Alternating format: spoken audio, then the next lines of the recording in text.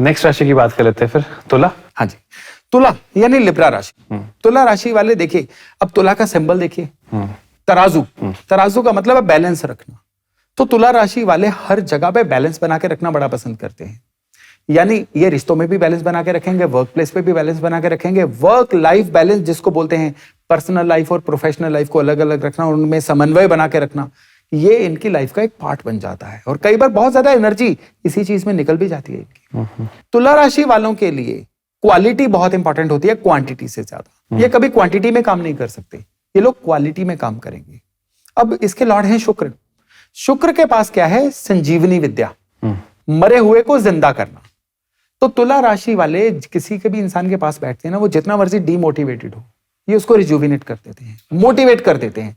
केवल इनका ऑरा, इनकी प्रेजेंस ही किसी इंसान को मोटिवेट कर सकती है। अच्छा। और तुला राशि वाले जो हैं, खाली शुक्र की संजीवनी विद्या नहीं, शुक्र की लग्जरी, शुक्र का अच्छा दिखना, शुक्र का ऑरा, ये भी कैरी करते हैं, क्योंकि क्वालिटी के कारक होते हैं।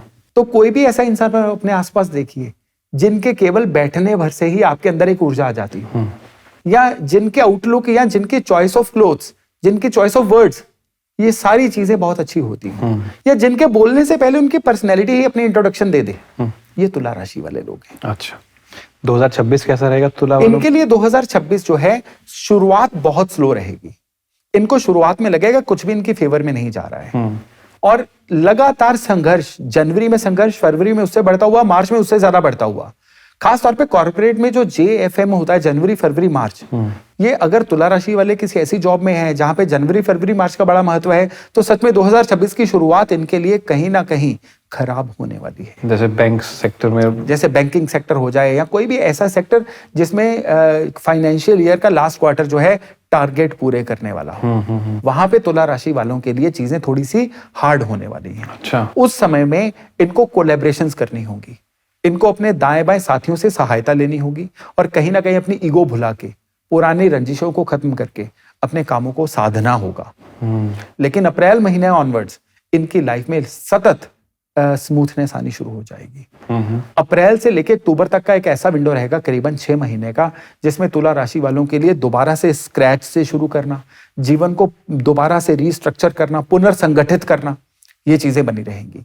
रिश्तों के मामले में भी तुला राशि वाले जो हैं पूरा साल ब्लेस्ड रहेंगे, लेकिन तब ब्लेस्ड रहेंगे अगर ये अपना जो है अपने आप को क्वालिटी टाइम अपने परिवार को दे पाएंगे। तो यानी इस समय में जैसे इनकी राशि की नेचर है कि बैलेंस बना के रखो, वो बना के रखेंगे तो तुला राशि इन पे मेहरबान रहेगी। केवल एक ही चीज के बारे में सोचेंगे तो फिर कई चीजों में, कहते हैं ना, इधर से कोई बहाव को रोका तो उधर से चीजें लीक होना शुरू हो गई। अब लीकेज से बात चली है, तो इस समय में केतु इनकी फेवर में नहीं चल रहे हैं, तो घर के अंदर लीकेजेस की समस्या, इनको सीपेज की समस्या बहुत दिख सकती है। अच्छा। कहीं पे ब्लॉकेज हो गई, कहीं पे छतें सीप होनी शुरू हो गई बारिशों में।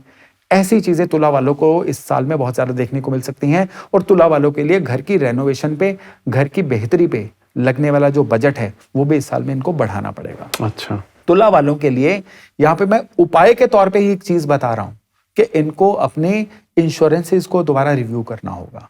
लाइफ इंश्योरेंस को, हेल्थ इंश्योरेंस को, एक्सीडेंटल इंश्योरेंस को, यानी अपनी जो प्रोटेक्शन है ना, उसको इनको दोबारा रिवैल्यूएट करना पड़ेगा। जो भी इनका आसपास का सिक्योरिटी सिस्टम है, हमारे आसपास का जो सिक्योरिटी सिस्टम है वो मंगल होता है।